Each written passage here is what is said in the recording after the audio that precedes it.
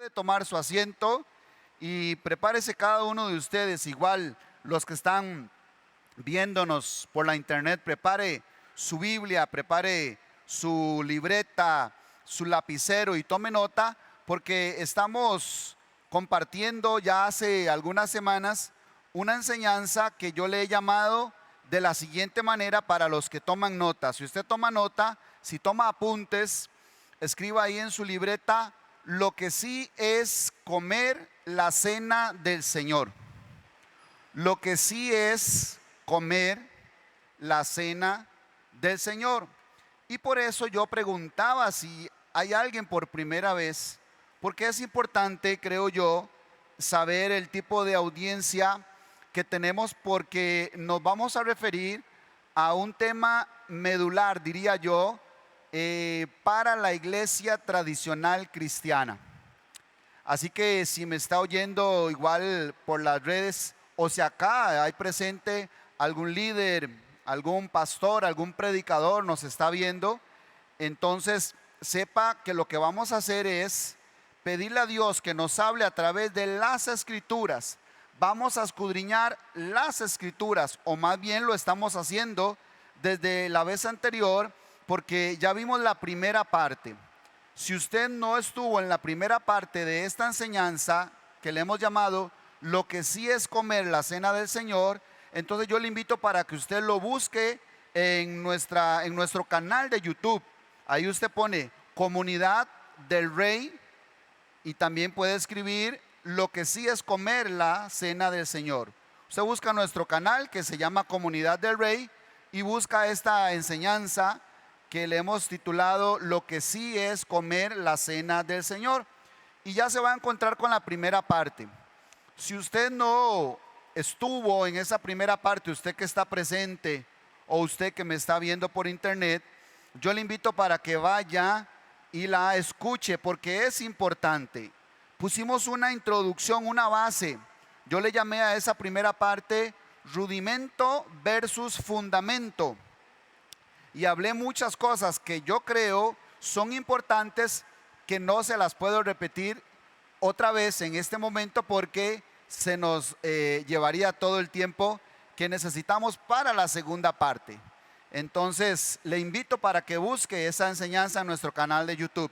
Si usted que está presente no la recibió, no la compartió con nosotros, búsquela. Sé que la va a necesitar porque ya hay algo importante que se dijo. Ahora vamos a decir una segunda parte importante, y la otra semana, para que no falte, no se lo pierda, vamos a compartir la tercera parte de lo que sí es comer la cena del Señor. A las tres partes le he llamado lo que sí es comer la cena del Señor, pero podemos pensar en tres subtemas diferentes. El primer subtema en la primera parte fue rudimento versus fundamento. La segunda parte, que es la que vamos a ver hoy, es lo que no es comer la cena del Señor. El tercer subtema de hoy en 8, la próxima semana, es lo que sí es comer. Ahora sí, lo que enseña la Biblia. ¿Qué vamos a ver hoy?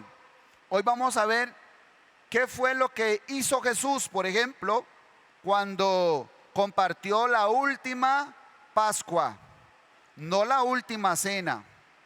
Y también para los que quizás son nuevos en este auditorio, en nuestra congregación, y probablemente tienen muchos años de ser cristianos, yo creo que pues se le van a mover los cimientos, porque la vez anterior que les compartía la primera parte, yo les decía a ustedes en qué está basada su fe: en un rudimento o en un fundamento.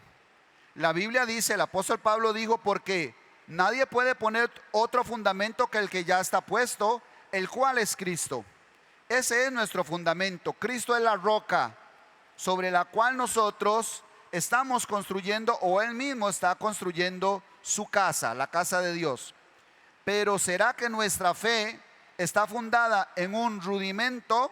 Voy a llamarle de otra manera. ¿Será que mi fe está fundada en una ceremonia externa o en una relación interna de pacto espiritual? Esa es la pregunta que tenemos que hacernos. ¿En qué está basada mi fe? ¿En una ceremonia externa o en una relación interna? Entonces es por eso que vamos a ver hoy qué fue lo que hizo Jesús, qué fue lo que dijo Jesús, y luego vamos a complementarlo con qué fue lo que dijo Pablo también. Porque precisamente, mis amados, cuando nosotros hablamos de la cena del Señor, usted ve estos dos elementos. Usted ve el jugo de uva. Algunos no sé si lo harán, lo celebrarán con vino, no sé. Usted ve el jugo de uva y usted ve el pan, y no sé qué siente usted. Le da escalofrío, se le pone la piel de gallina, extraña esa ceremonia. Usted dice, pastor, pero ¿por qué no puedo tomar? ¿Por qué no la tomamos? Una persona, un hermano muy amado de la congregación, me decía la vez pasada, pastor, todavía tengo algunas dudas. Yo sé que aquí hay varias personas y probablemente nos estén viendo alguna persona que ha escuchado lo que sí es comer la cena del Señor, lo que Dios quiere que entendamos, lo que el Espíritu Santo quiere decirle a la iglesia cuando habló del pan y de la sangre, del pan y de la copa. Vamos a ver todo eso hoy. ¿Qué quiere decir el Espíritu Santo? Recuerda que la primera parte que vimos acerca de esto en Hebreos capítulo 9, del versículo 6 al 8, el versículo 8 poderoso de Hebreos 9, el versículo 8 dice que el Espíritu Santo, hablando del tabernáculo, dando a entender, dice que el Espíritu Santo con el tabernáculo daba a entender. Tal vez en producción me pueden ayudar y poner Hebreos capítulo 9, versículo 8.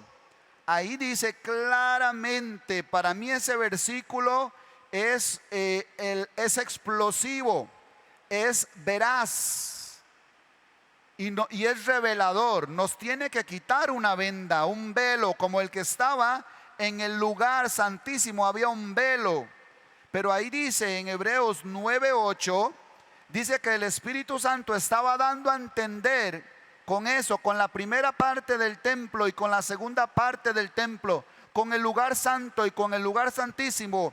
Y Cristo, cuando murió en la cruz del Calvario, dice que se rasgó el velo de arriba abajo y se abrió, dice, el lugar al lugar santísimo. Entonces dice Hebreos 9:8 que el Espíritu Santo estaba dando a entender que no podía haber acceso al lugar santísimo entre tanto que la primera parte del templo estuviera en pie. Yo todo eso lo expliqué en la primera parte. ¿Cuál era? En la primera parte de la enseñanza. ¿Cuál era la primera parte del templo? El lugar santo, donde estaban todas las ceremonias, los sacrificios, los lavamientos, los bautismos, las comidas, el incienso, los sacerdotes. Todo eso, el culto externo estaba ahí en el lugar santo, pero para eso Cristo murió en la cruz del Calvario. Y cuando Cristo murió, fue sepultado y resucitó, el velo se partió en dos y ahora está libre el acceso al lugar santísimo. ¿Cuántos recuerdan eso y cuántos entienden eso? Lo que es tener ahora acceso al lugar santísimo por la obra de Cristo en la cruz del Calvario. Sí, ok. Pero no se puede experimentar eso. Dice que Él nos abrió un camino al lugar santísimo, pero no podemos entrar por ese camino al lugar santísimo entre tanto que la primera parte, o sea, lo ceremonial, el culto externo, esté en pie.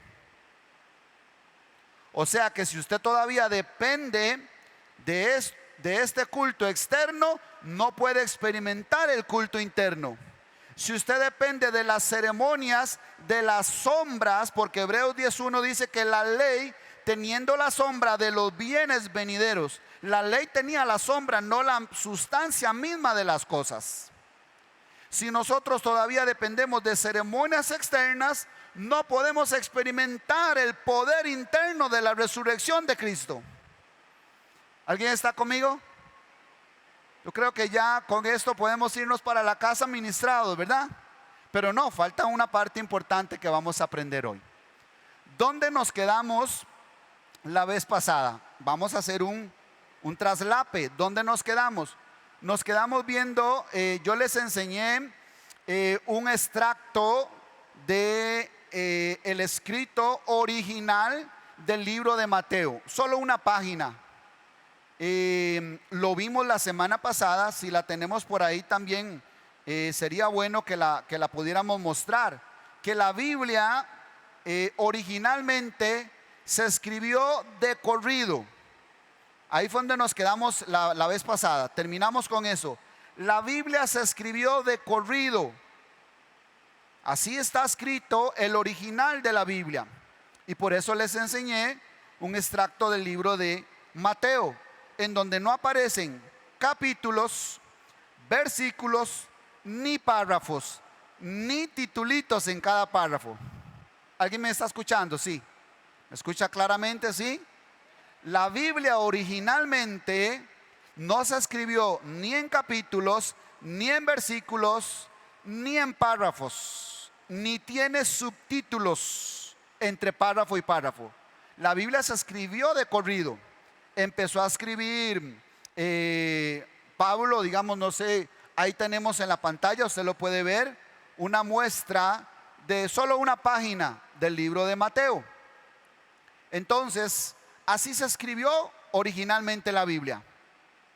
De corrido empezó, el Señor inspiró a Mateo y empezó a escribir la vida y milagros de Jesús, la biografía de Jesús, lo que sucedió en el ministerio de Jesús. El libro de Mateo, el libro de Marcos, el libro de Lucas y el libro de Juan son libros biográficos o históricos también. Biográficos acerca de la vida de Jesús, históricos acerca de el ministerio de Jesús y lo que sucedió en el tiempo que Él estuvo acá. Todo eso está plasmado ahí, en el libro de Mateo, en el libro de Marcos, en el libro de Lucas y en el libro de Juan. Ok, estos 4 escritores fueron inspirados por Dios y el Espíritu les dijo: escribe lo que ves, escribe lo que sucedió. Y ellos empezaron a escribir, a escribir, a escribir, de principio a fin. Si nos vamos a las cartas que escribió el apóstol Pablo, que él escribió 12 cartas en total, escribió el apóstol Pablo. Y si fuera el escritor del libro de Hebreos, le sumamos esas, serían 13 cartas, que algunos dicen que pudo haber sido el apóstol Pablo que escribió el libro de Hebreos. Cuando el apóstol Pablo escribe estas cartas, igual, él va a enviarle una carta a la iglesia de Corintios, por ejemplo, que es el libro que vamos a ver hoy. Hoy vamos a ver precisamente lo que dice el apóstol Pablo acerca de lo que es comer la cena del Señor en el libro de Corintios. Entonces el apóstol Pablo va a enviarle una carta a la iglesia que está en Corinto. En el libro de Hechos usted puede ver los viajes que hizo el apóstol Pablo, que son aproximadamente 4 viajes. En cada viaje él fue a diferentes lugares. Él fue a Galacia, él fue a Corinto, él fue a Éfeso, él fue a Tesalónica, él fue a Colosas, él fue a Filipos, fue a estos lugares y a otros más, y él fundó, estableció una iglesia. En Filipos, la iglesia a los filipenses. En Colosas, la iglesia a los colosenses. Por eso usted lee en la Biblia, dice carta del apóstol Pablo a los filipenses. Entonces él está escribiendo una carta a la iglesia que está en Filipos. Luego dice primera carta del apóstol Pablo a los corintios. Entonces le está enviando una carta a la iglesia que está en Corinto, que por cierto a los corintios le envía 2 cartas. Pero cuando él empieza a escribir la primera carta, empieza de principio a fin. No le pone capítulos, no le pone versículos, no le pone parrafitos ni le pone titulitos.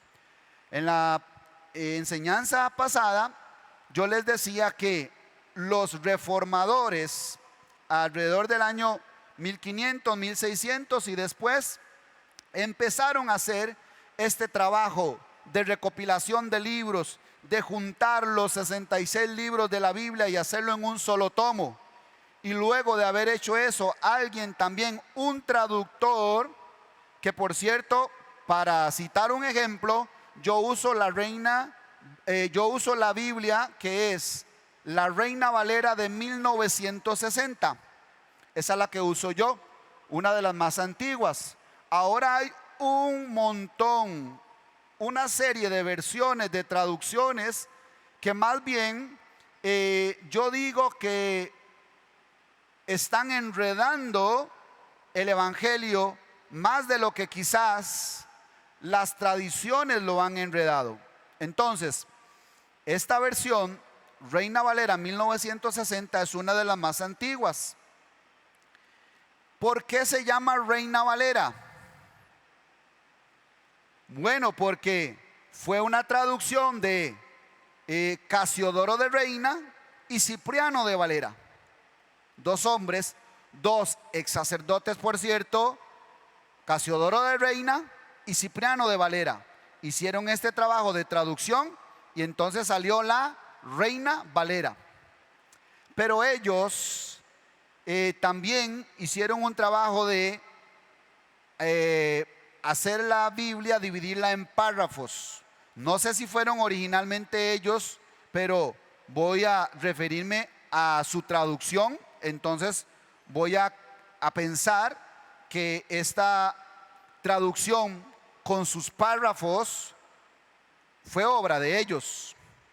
Entonces, cuando nosotros vamos, por ejemplo, a Mateo capítulo 26, vamos a mostrar ahí en la pantalla, y es el primer libro que usted va a ver, que vamos a comparar hoy, y vamos a ver algo importante. En Mateo 26, vamos a ver, en Mateo 26 es donde leemos por primera vez en el Nuevo Testamento, 26, 17, lo que ellos, para ayudarnos, entre comillas, poniendo títulos a los párrafos, pusieron ahí: institución de la cena del Señor. Alguien puede, vamos a ver, vamos a poner la primera foto en la pantalla de Mateo capítulo 26. Si usted trae una Biblia, usted lo puede ver. Si usted lo compara en la Biblia en su casa, lo puede ver, que en el versículo 17 empieza el párrafo con un título que dice ahí, en 26, 17 dice el título: institución de la cena del Señor. Pero yo les voy a hacer una pregunta a ustedes: ¿quién puso ese título? ¿El Espíritu Santo o el traductor? ¿Alguien me puede alzar la voz y decir quién cree usted que puso ese título? El traductor. Gracias, mi hermana. El traductor puso ese título. Entonces vea qué trabajo. Yo no sé si fue obra de ellos, si fue obra del enemigo, si fue obra de la religión. Yo aquí no vengo a buscar culpables. Yo vengo a revelar la verdad, si así el Espíritu Santo lo desea. Yo vengo a hablarles de la verdad, no, pero obviamente la verdad desenmascara la mentira. Alguien puso ese subtítulo: institución de la cena del Señor. Entonces, ¿qué pasa? Años tras años, décadas y hasta siglos, cuando uno abre la Biblia, incluso el que va a preparar un sermón, el pastor, el predicador, el profeta, lee ese título, entonces se le graba algo aquí. Se le graba en su mente y en su corazón que ahí está hablando de la institución de la cena del Señor. Pero ¿el Espíritu Santo dijo eso? No, el Espíritu Santo no dijo nada de eso. Y vamos a leerlo, a ver qué es lo que dice el Espíritu Santo. Mateo 26, 17 dice: el primer día de la fiesta de los panes sin levadura, vinieron los discípulos a Jesús diciéndole: ¿dónde quieres que preparemos para que comas la Pascua? Si lo tiene enfrente, lo puede leer. ¿Dónde quieres que preparemos para que comas la Pascua? Versículo 18. Y él dijo: id a la ciudad a cierto hombre y decidle: el maestro dice, mi tiempo está cerca, en tu casa celebraré la Pascua 2 veces con mis discípulos. Versículo 19. Y los discípulos hicieron como Jesús les mandó y prepararon la Pascua. Entonces, vamos a quedarnos ahí. Entonces, lo que Jesús estaba celebrando con sus discípulos era la Pascua. No es la última cena, es la última Pascua. Pero los maestros de Biblia nos han vendido, quizás influenciados por esos títulos y esos párrafos, nos han vendido la famosa frase, la última cena. Levante la mano el que ha escuchado la frase, la última cena. Todo mundo. Y hasta hay un cuadro, ¿verdad? ¿Un cuadro de qué? De la última cena. Pero aquí lo que Jesús estaba celebrando era la última Pascua. Ok, ahora, la Pascua era un rito, era una ceremonia que celebraban los judíos, solo los judíos, que les recordaba a ellos que fueron liberados de Egipto con mano poderosa de Dios. Y en el último milagro, en la última señal que Dios hizo, fue la muerte de los primogénitos. Y entonces el Señor le dijo a Moisés: dile a mi pueblo que maten a un cordero. Debía ser un cordero limpio, sin mancha, inocente, y lo van a inmacular, lo van a torturar, lo van a golpear. Va a ser inmaculado, va a ser golpeado, herido, y van a matarlo finalmente. Van a sacarle la sangre, y esa sangre la van a poner en los dinteles de las puertas. Entonces, cuando yo envíe al ángel de la muerte y vea la sangre, pasará de vosotros. A eso se refiere la redención, el perdón. Eso es redención, pasar por alto. Eso es perdón, pasar por alto. Si usted va al original y busca el significado de perdón, es pasar por alto. Y esa fue la directriz que Dios le dio a Moisés: celebren la Pascua. Y entonces le dijo: maten un cordero, cómanlo asado, no lo coman ni crudo ni pasado por agua, lo que nosotros conocemos aquí en Costa Rica como sancochado. No, tiene que ser asado, o sea, al fuego. Todo eso habla de la obra de Cristo, porque yo les he repetido una y otra vez que la Biblia habla solo de una cosa: de Cristo, de su obra, de su salvación, de su reino, de su obra en mi corazón. Entonces tiene que ser pasado por el fuego ese cordero, y tienen que comerlo, el cordero tienen que comerlo, y tienen que preparar también pan sin levadura. Entonces, eso era todo un rito, y luego tenían que hacerlo una vez al año. Tenían que comer para recordar cuando fueron liberados. Pero ese cordero, ¿de quién hablaba? De Cristo. Ese fuego, ese cordero degollado, ¿de qué hablaba? De la muerte de Cristo. Esos panes sin levadura, ¿de qué hablaban? De Cristo, que es el pan que descendió del cielo. Amén. ¿Alguien está entendiendo algo?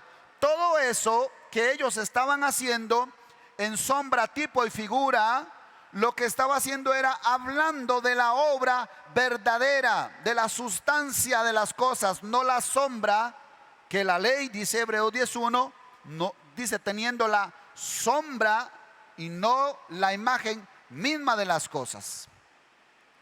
Todo eso lo que hablaba era de la obra que vendría y se llevaría a cabo en la cruz del Calvario. Pasaron 1500 años para que apareciera, como dijo Juan el Bautista, he ahí el Cordero de Dios que quita el pecado del mundo.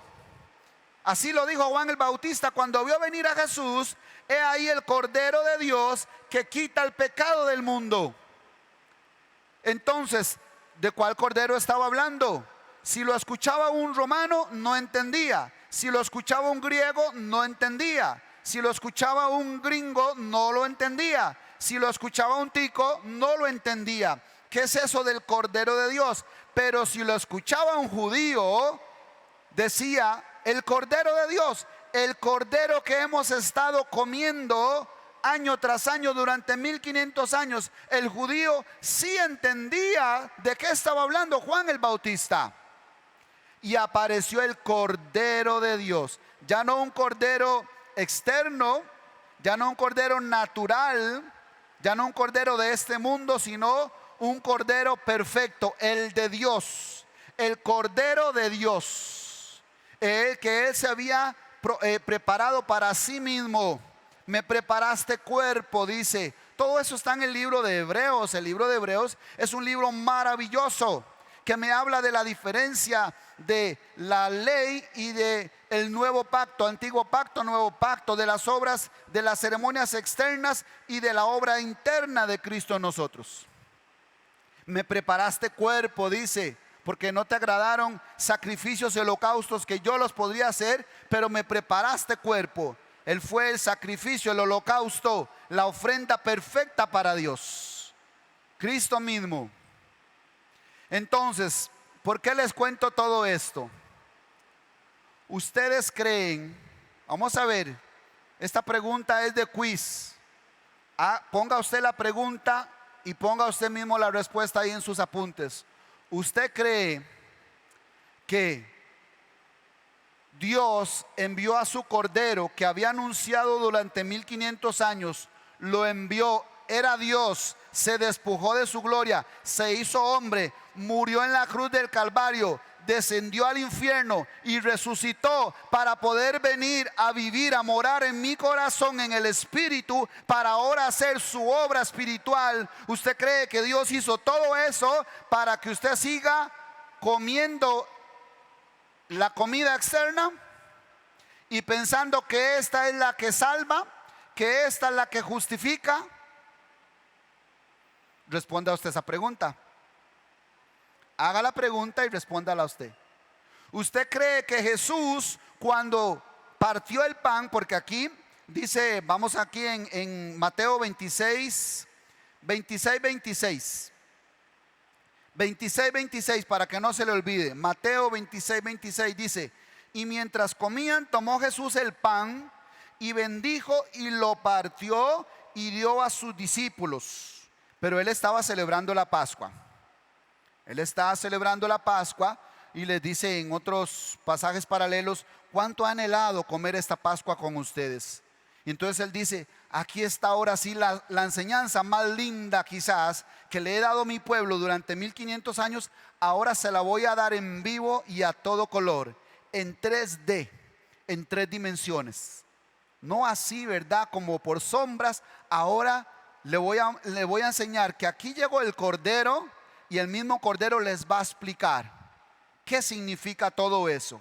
Y entonces dice en el 26, y mientras comían, tomó Jesús el pan y bendijo y lo partió y dio a sus discípulos y dijo: tomad, comed, esto es mi cuerpo. Pregunta: cuando Jesús tomó el pan y lo partió y lo dio a sus discípulos y dijo: tomad, comed, esto es mi cuerpo. Pregunta: ¿ese era el cuerpo de Cristo? ¿O este era el cuerpo de Cristo en ese momento? ¿Eso era pan? ¿O era el cuerpo de Cristo? Él estaba aquí. Pero ¿por qué está diciendo esto es mi cuerpo? Porque Jesús, recordemos que hablaba por parábolas.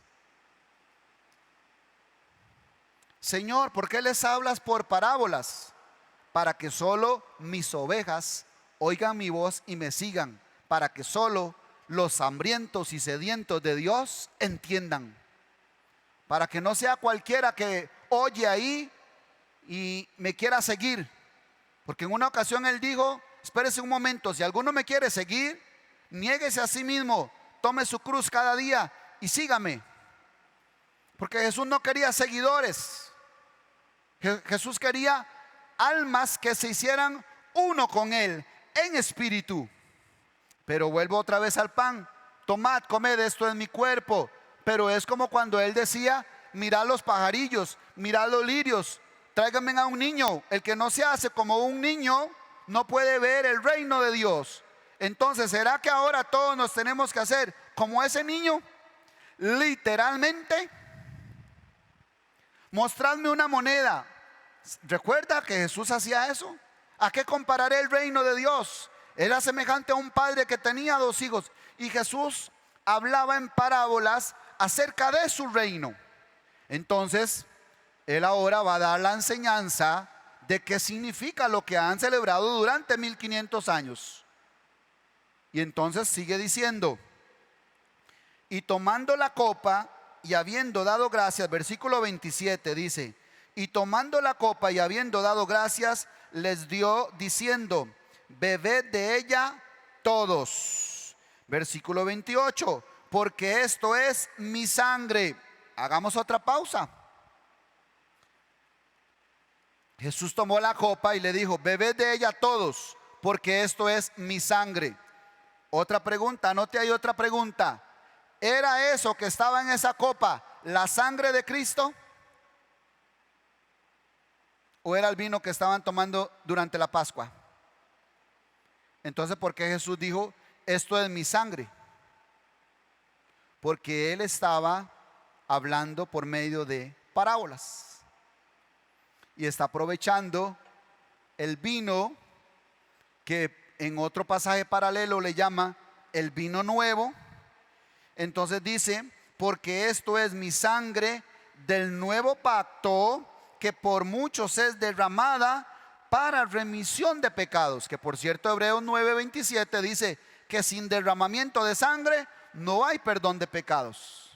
Entonces Jesús está diciendo: esto habla de mi sangre que va a ser derramada por los pecados de todos ustedes. Y esto habla de mi cuerpo que va a ser partido, molido por sus pecados también, como dice el libro de Isaías 53. Molido fue por nuestros pecados. Fue partido su cuerpo. Todavía no hemos dicho nada, pero ya hemos dicho mucho. Un rito externo que era para el pueblo judío, que ningún otro pueblo lo entendía. Y usted cree que Dios y Jesús van a decir: ahora sí, esto síganlo celebrando. Y es más, díganle a los romanos y también a los latinos y a los ticos que lo sigan celebrando. Pero no fue que ya llegó el Cordero de Dios, que quita el pecado del mundo.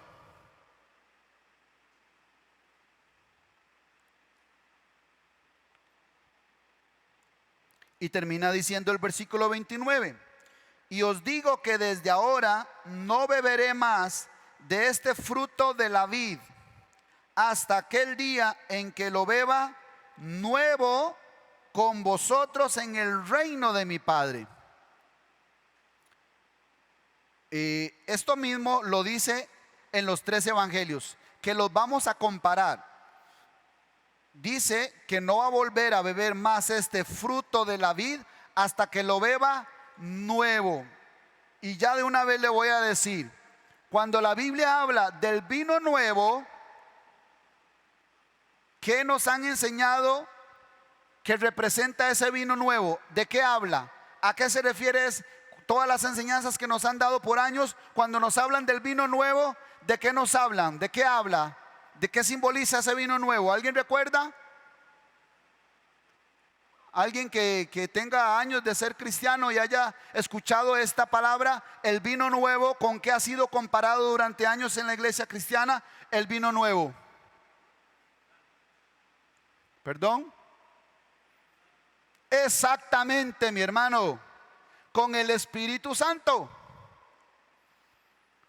Entonces, si el Señor dice que no lo beberá más hasta que lo beba nuevo y cuando venga el reino, y está hablando del vino nuevo, y el vino nuevo siempre nos ha hablado del Espíritu Santo. ¿Y cuántos tienen el Espíritu Santo? Amén. ¿Y dónde está el Espíritu Santo? Aquí. Y entonces, ¿dónde está bebiendo el Señor ese vino nuevo? Aquí. Como lo dijimos en la anterior, en la primera parte, la semana antepasada, dijimos que Apocalipsis 3:20, para los que no estuvieron, Apocalipsis 3:20 dice: he aquí yo estoy a la puerta y llamo. ¿Dónde está esa puerta? En el corazón, ¿cierto? He aquí yo estoy a la puerta y llamo. Toca la puerta. Si alguno oye mi voz y abre la puerta, ¿cuál puerta? La del corazón. Si alguno oye mi voz y abre la puerta, yo entraré a él y cenaré con él y él conmigo. Entonces, ¿dónde está la cena? ¿Aló? Aquí está la cena. Ok, vamos a compararlo con con Marcos. Marcos capítulo 14 es el otro pasaje paralelo que habla de lo mismo. Vea lo que dice Marcos 14. Mientras leemos y vemos en la pantalla Marcos 14, la otra figura, la otra fotografía de Marcos 14, les voy a contar una anécdota. En una ocasión había una pareja muy linda, se querían mucho, eran muy felices, y la esposa le preparaba el viernes en la noche un rico estofado a su esposo, un trozo de carne, pero lo partía en dos, lo ponía en la cazuela, lo adobaba bien, le ponía verduritas, todo lo condimentaba bien y lo metía al horno. Llegaba el esposo, le servía el estofado, un buen trozo de carne, pero partido a la mitad en dos. Y así era cada viernes. El esposo estaba maravillado, pero tenía una duda. Y dice: qué raro, porque ella lo parte en dos, el trozo de carne. Entonces le dice un viernes de esos, con la copita de vino y la vela, en la noche comiendo el estofado, le dice: mi amor, quiero hacerte una pregunta. Así dime, ¿por qué usted siempre parte el trozo de carne en dos? Y le dice: de ahí, porque así lo hacía mi mamá. Y entonces esa es la receta. Ah, bueno, tremendo, muchas gracias. Entonces un día van a la casa de la mamá y la mamá los invita a cenar, están compartiendo, y entonces él se escapa un momentito donde está la suegra en la cocina y le dice: suegra, ¿puedo hacerte una pregunta? Y le dice: sí, dime, yerno. Es que mi esposa hace el estofado muy rico, pero lo parte en dos, y dice que es que usted lo hace así porque hacía la receta. ¿Es cierto eso? Claro que sí. Pero ¿por qué lo hace así usted? Porque mi mamá lo hacía así también. Y entonces esa es la receta de la familia. Ah, tremendo, muchas gracias, suegra. Un día se van para donde la abuela y están comiendo, están compartiendo. Se escapa y le pregunta a la abuela: abuela, me dice su nieta y su hija que usted les enseñó la receta del estofado, ese tan rico que ustedes hacen, ¿es verdad? Sí, es una receta mía. Pero yo tengo una pregunta, abuela, usted me la puede contestar, dígame. Y le dice: todo está muy rico, pero tengo una pregunta. ¿Por qué es que ustedes parten el trozo de la carne, del trozo de carne? ¿Por qué lo parten en dos? Dice: mi hijito, porque en aquel tiempo yo tenía una cazuelita pequeñita y no me cabía el trozo entero, entonces yo lo partía en dos. Entonces no había tal receta de partirlo en dos. Pero la mamá no sabía y la hija no sabía. Esa es la trampa de la tradición. Lo hizo una, lo hace la otra, lo hace la otra, y nosotros pensamos que es así. Y así nosotros, vea lo que dice por ejemplo Marcos 14 en el versículo 12. Pueden ver ahí la foto, Marcos 14, versículo 12. ¿Qué dice el título en el versículo 12? Institución de la cena del Señor. Ahora vamos a mostrar el siguiente cuadro en Lucas capítulo 22. Lucas, que es está el 21 y 22 en la foto, pero nosotros vamos a ver el 22. Dice Lucas capítulo 22. Y usted puede ver ahí en la foto de Lucas capítulo 22, en el versículo 7, allá abajo, en la pura esquinita. ¿Qué dice el titulito? ¿Alguien lo lee? ¿Sí lo lee? Institución de la cena del Señor. Entonces, claro, nos lo leen una vez, nos lo leen el otro año, nos lo leen el otro mes, el primer domingo de mes, y nos dicen, y yo lo leo, y yo predico, y yo voy, y el libro de aquel gran escritor lo enseña y lo dice, y me manda este pasaje y yo lo veo. Claro, yo pienso que así es. Pero quiere que veamos San Juan capítulo 13, que está narrando el mismo momento de la última Pascua. Veamos la fotografía de San Juan capítulo 13. Yo lo abro en mi Biblia. San Juan capítulo 13. San Juan capítulo 13, en el versículo 1, vamos a leer ahí. Y si usted logra leerlo en la foto, muy bien. Si no, escuche lo que yo voy a leer, que dice San Juan 13:1. Antes de la fiesta de la Pascua, sabiendo Jesús que su hora había llegado para que pasase de este mundo al Padre, como había amado a los suyos que estaban en el mundo, los amó hasta el fin. Versículo 2 dice, y cuando cenaban, es el mismo momento, los 4 evangelios famosos que conocemos, y cuando cenaban, como el diablo ya había puesto en el corazón de Judas Iscariote, hijo de Simón, que le entregase, sabiendo Jesús que el Padre le había dado todas las cosas en las manos y que había salido de Dios y a Dios iba, se levantó de la cena, porque estaban cenando, ¿verdad? Se levantó de la cena y se quitó su manto y tomando una toalla se la ciñó. Tomó una palanganita y una toalla, se levantó y empezó a lavarle los pies a los discípulos.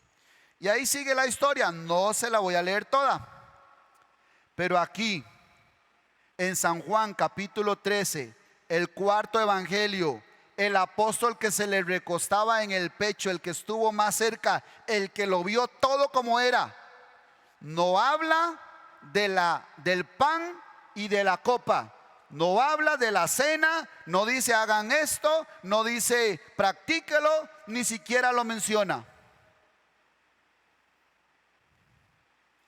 Hoy estamos haciendo rápidamente un estudio bíblico. Ya usted no necesita ir a un seminario para que le enseñen teología y lo lleven de libro por libro.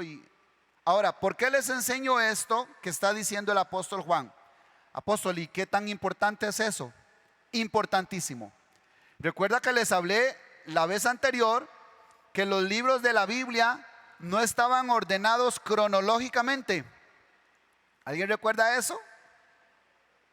Entonces, aquí vale la pena subrayar, remarcar que el apóstol Juan escribe el Evangelio de San Juan casi 30 años después de estos 3 evangelios. ¿Qué le parece?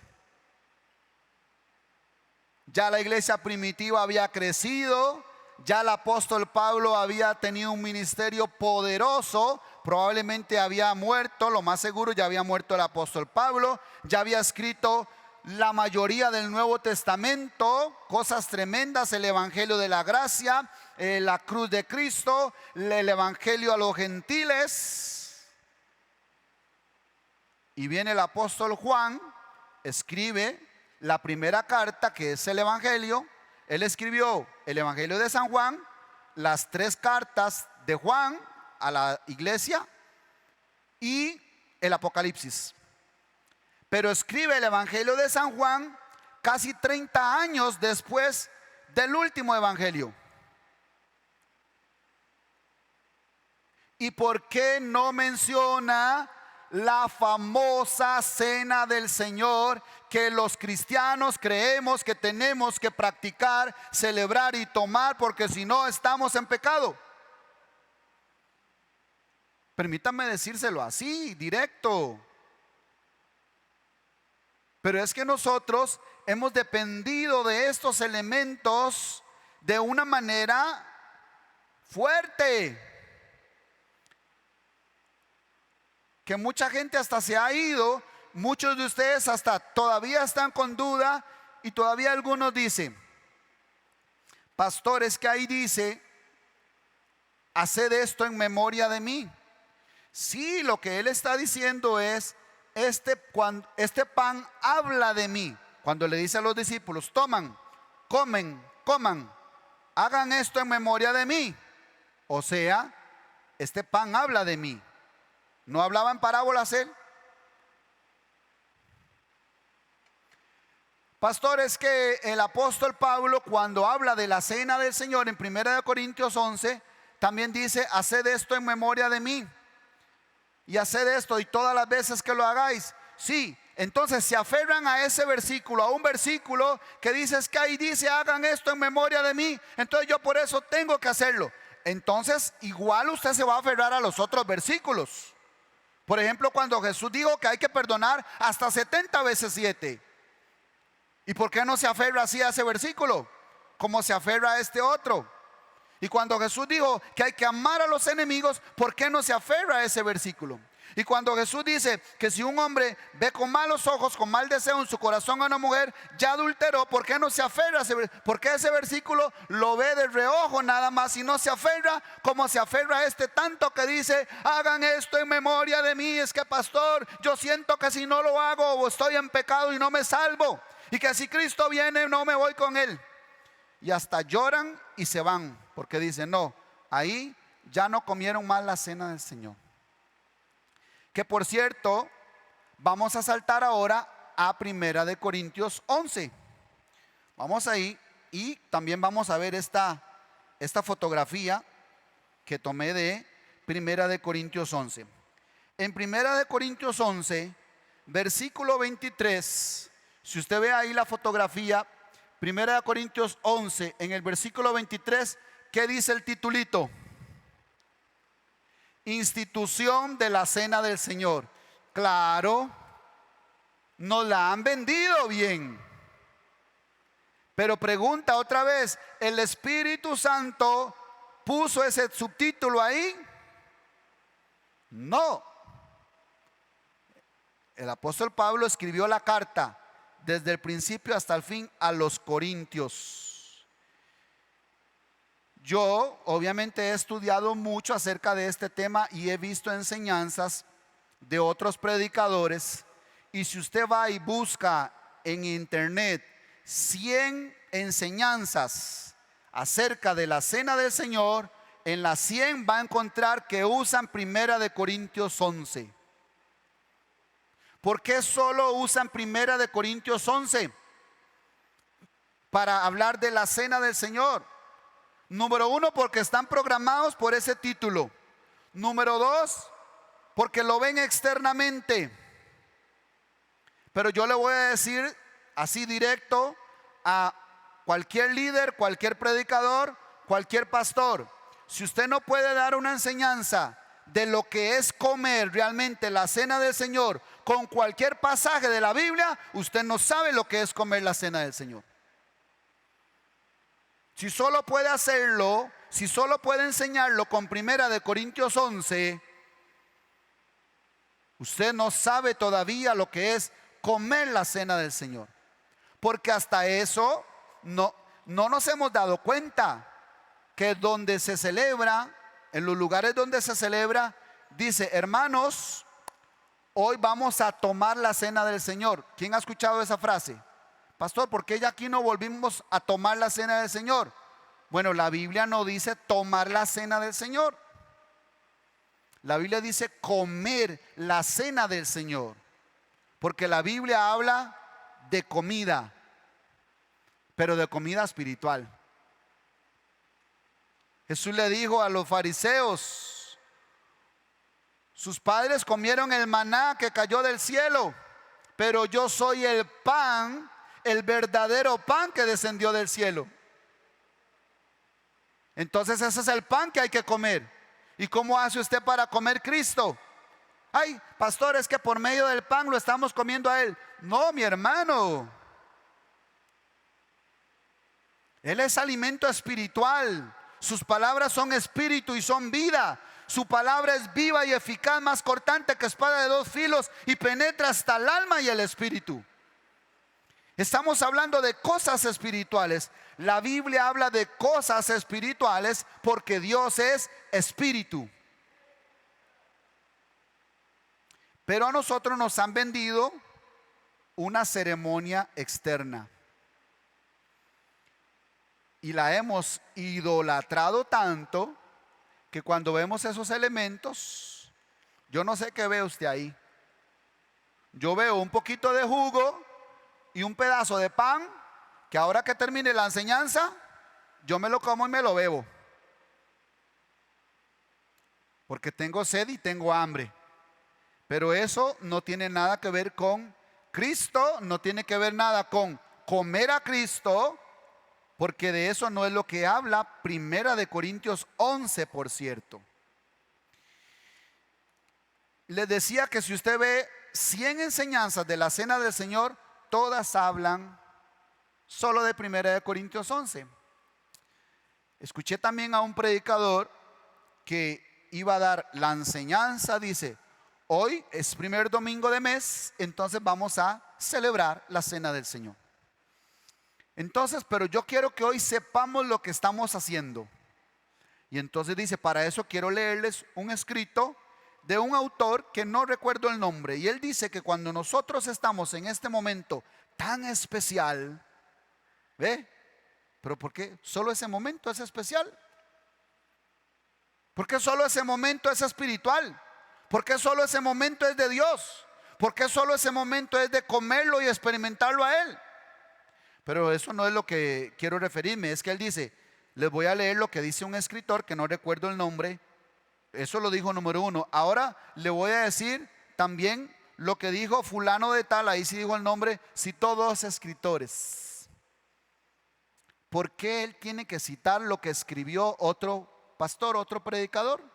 ¿Por qué él no le dice al Espíritu Santo: Espíritu Santo, yo quiero enseñar hoy lo que es comer la cena del Señor, lo que significa? Enséñame, revélame, porque quiero enseñarle a la iglesia. Y le habla palabras del Espíritu a su iglesia. Y así nos han traído con todas las muchas doctrinas, ceremonias y ritos externos, porque lo enseñó un escritor, porque lo enseñó aquel reformador, porque lo enseñó aquel apóstol, porque lo enseñó aquel profeta. Y él, cuando escribe, dice así: y en el comentario de fulano de tal dice que estos elementos. Entonces, pero ese comentario, ¿qué tiene que ver? Ese comentarista es Dios. Él tiene la verdad. ¿Por qué no vemos lo que inspiró el verdadero escritor de las escrituras, valga la redundancia? ¿Por qué no vamos a lo que dice él, a lo que él revela? Y entonces, mis amados, ya les dije que el libro de Juan fue escrito más de casi 30 años después de los evangelios. Entonces, Juan no se le podía olvidar una ceremonia tan importante. ¿Por qué se le olvidó a Juan una ceremonia tan importante que Mateo, Marcos y Lucas la citaron?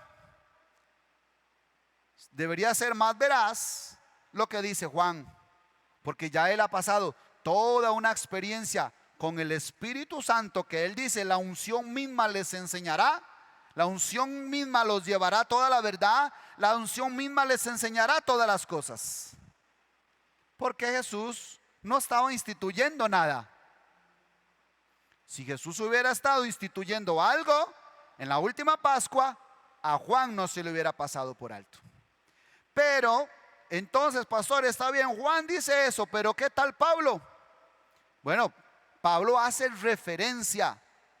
Pero déjeme decirle que el libro de Primera de Corintios, Pablo lo que está es resolviendo conflictos que le habían reportado que estaban sucediendo en esa iglesia. Si yo voy a Primera de Corintios, en el capítulo, ya les voy a decir 2. Vamos a ver Primera de Corintios capítulo 2 para que usted vea cuál es el objetivo o la razón de esta carta que escribe el apóstol Pablo a los Corintios. Dice Primera de Corintios capítulo 2: así que, hermanos, cuando fui a vosotros para anunciaros el testimonio de Dios, no fui con excelencia de palabras o de sabiduría, pues me propuse no saber entre vosotros cosa alguna, sino a Jesucristo y este crucificado. Entonces, ahí sigue no es el capítulo 2. Corrijo, capítulo 1, versículo 10. Vamos a leerlo. Capítulo 1, versículo 10. Dice así, vuelvo a leer. Primera de Corintios 1:10 dice así: os ruego pues, hermanos, por el nombre de nuestro Señor Jesucristo, que habléis todos una misma cosa y que no haya entre vosotros divisiones. Diga conmigo, divisiones.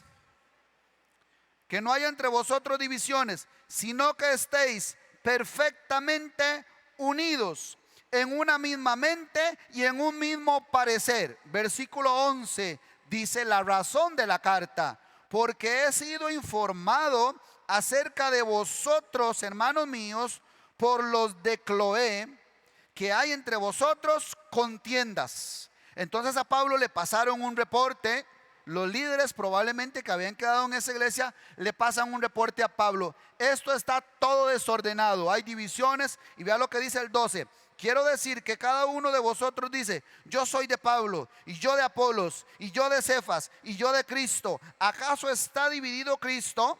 ¿Fue crucificado Pablo por vosotros? ¿O fuiste bautizados en el nombre de Pablo? Y ahí sigue diciendo, y si usted salta de capítulo en capítulo, él está respondiendo dudas, él está corrigiendo deficiencias. Y entonces en esto que habla capítulo tras capítulo de la primera carta de Corintios, llegamos a Primera de Corintios 11, que los famosos predicadores de toda la historia nos llevan solo a esos 4 versículos que hablan de la famosa cena del Señor, pero a Pablo no está hablando de tomar o comer nada externo.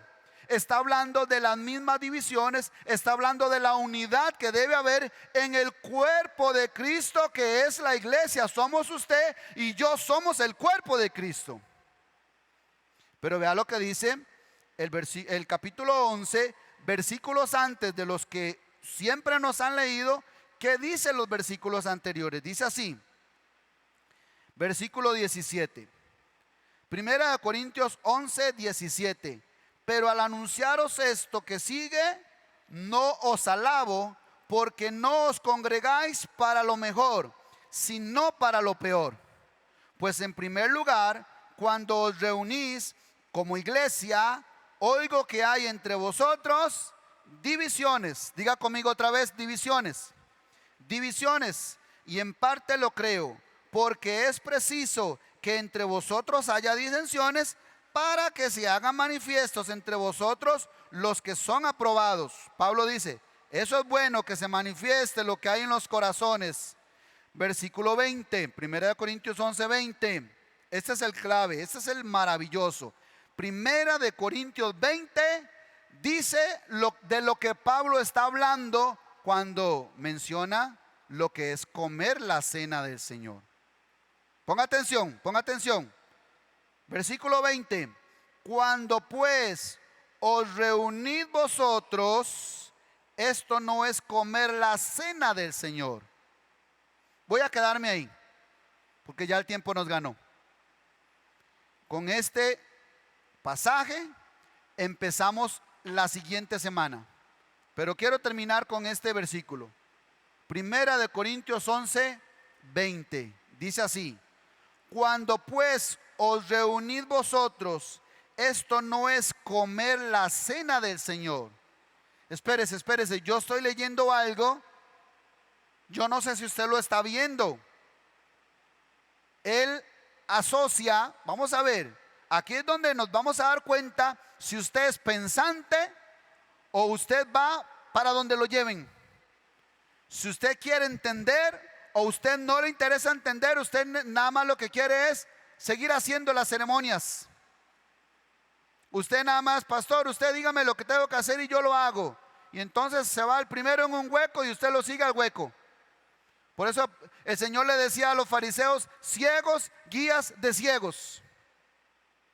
Mucho cuidado, hay ciegos guiando ciegos. Volvamos otra vez. Primera de Corintios 11:20 dice: cuando pues os reunís, esto no es comer la cena del Señor. Mi hermano, ¿dónde vemos ahí comida? ¿Dónde vemos ahí una copa, un pan? ¿Dónde vemos un jugo? ¿Dónde? Pablo está hablando de la reunión.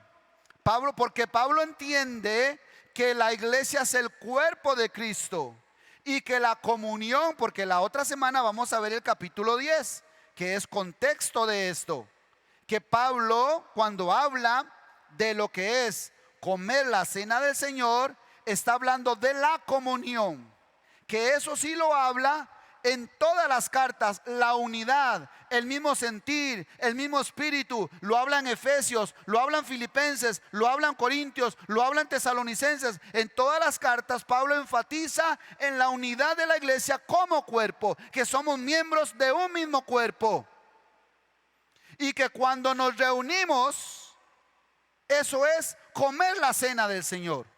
Porque está el cuerpo unido, está el cuerpo nutriéndose. Aquí estamos hablando de Cristo, aquí estamos predicando el pan de vida, aquí estamos predicando el Cordero de Dios, aquí estamos hablando de pan sin levadura, y entonces estamos comiendo la cena del Señor.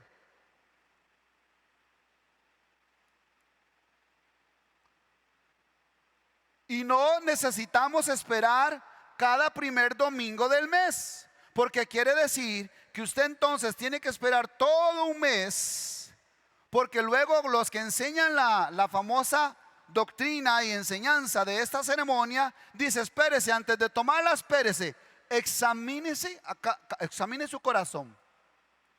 Si usted sabe que está en pecado, pídale perdón a Dios, póngase a cuentas, porque no puede tomarla indignamente. Y una vez que ya le confesó a Dios, ya puso a cuentas con Dios, ahora sí, tómela. Eso lo hace una vez por mes. Entonces volvió al rito de la Pascua que Israel lo hacía cada año, de ir a confesar sus pecados, matar el cordero y volver a pecar todo un año. Solo que ahora nosotros lo cambiamos un poquito, más bonito, más cristiano. Ya no es el cordero, ahora es pan y jugo. Y entonces lo hacemos cada mes. Y entonces ahora sí, mi hermano, ahora sí vamos a participar de la cena del Señor. Un momento muy especial, muy espiritual, mi hermano. Vamos a tomar esto en serio porque es un momento muy conmemorativo. Pero espérese, no la tome todavía. Primero examínese a ver cómo está usted con Dios. Si usted ha pecado, si le ha fallado, pídale perdón, confiéselo. Y entonces ahora sí, tome la cena. O sea, volvimos a otro rito. ¿Alguien me está entendiendo algo? Por eso Pablo no está hablando de comidas ni bebidas, porque él mismo dice que el reino de Dios no consiste ni en comida ni en bebida, sino que es gozo, paz, justicia y poder en el Espíritu Santo. Así que, mis amados, cuando nosotros hablamos de comer la cena del Señor, estamos hablando de algo espiritual. Hoy les dije lo que no dice la Biblia, lo que han dicho los maestros que no han entendido lo que el Espíritu Santo quiere enseñarle a la iglesia. Lo que el Espíritu Santo quiere enseñarle a la iglesia es que la obra de Cristo es interna, espiritual y eterna. Pero todas estas ceremonias son externas y nada tienen que ver con la obra de Dios en nuestros corazones. Cierre sus ojos, por favor. Así como está, cierre sus ojos. Padre.